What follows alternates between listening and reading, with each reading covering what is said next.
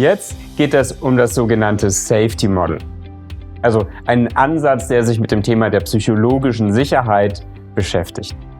Ursprünglich ging es eigentlich um Forschungen zu High-Performance-Teams bei Google und zu gucken, was macht denn die besonders erfolgreichen Teams eigentlich aus, wie arbeiten die zusammen, was sind denn die besonderen Faktoren.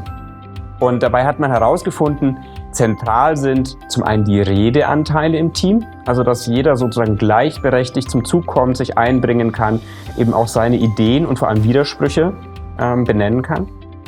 Und noch viel entscheidender, das Erleben von psychologischer Sicherheit.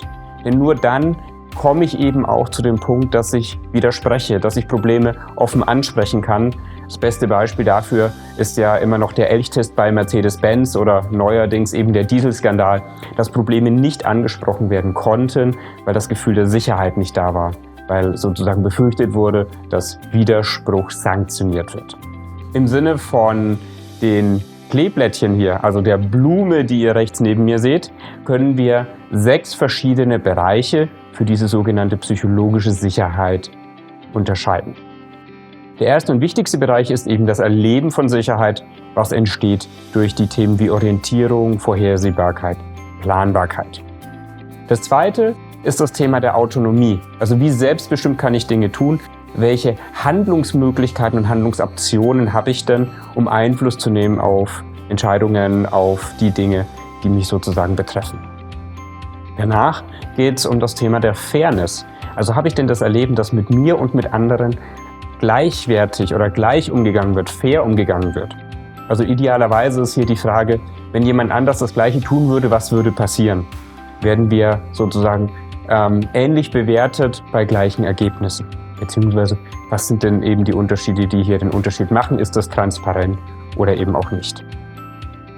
Weiter geht's mit dem Thema des Esteem, also des Selbstwertes, des Erlebens von wertvoll zu sein für das Team, für sich und für andere.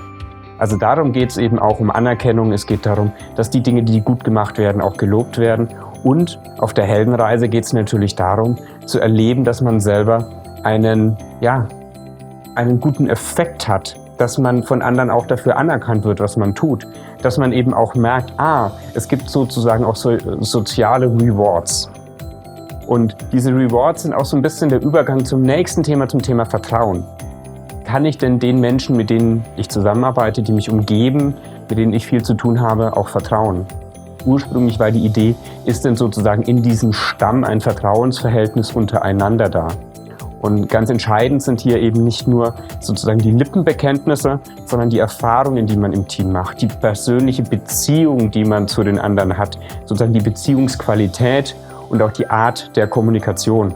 Also sehr spannend ist ja hier auch nochmal Kommunikationsforschung Paul Watzlawick, dass die Inhalte einer Kommunikation immer interpretiert werden über die Beziehung zwischen Sender und Empfänger.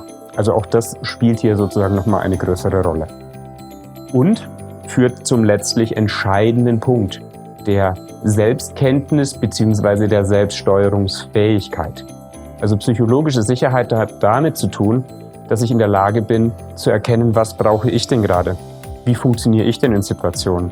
Dass ich für mich sozusagen sowohl meine Muster, meine Vorlieben, meine Stärken, Schwächen gut kenne und weiß, was ich denn tun kann, um mit denen in der Situation optimal umzugehen. In anderen Worten, das Safety Model ist sozusagen ein Verbindungsstück zwischen vielen anderen Theorien, die beispielsweise Search Inside Yourself, also sozusagen diese Blick nach innen oder Fixed und Growth Mindset sozusagen schon nahelegen, legt aber seinen besonderen Wert auf das Thema der psychologischen Sicherheit. Es kann genutzt werden auf der Heldenreise sowohl für die Steuerung der eigenen Kommunikation, wie erzeuge ich denn eine Kommunikation, die Sicherheit suggeriert. Es kann für die Analyse von Situationen oder von Teams genutzt werden. Was brauchen wir denn noch in unserem Team, um mehr psychologische Sicherheit, also mehr Safety, mehr Vertrauen, mehr gute, optimale Kooperation im Team zu erleben? Und es kann natürlich auch zur Selbstreflexion genutzt werden, um zu gucken, was brauche ich denn noch, um mich sicherer zu fühlen, beispielsweise bei den Adaptive Moves in Schritt 3. Oder um mich sicherer zu fühlen, wenn ich bei Schritt 7 nochmal in die Höhle des Löwen gehe, nochmal den Drachen begegne.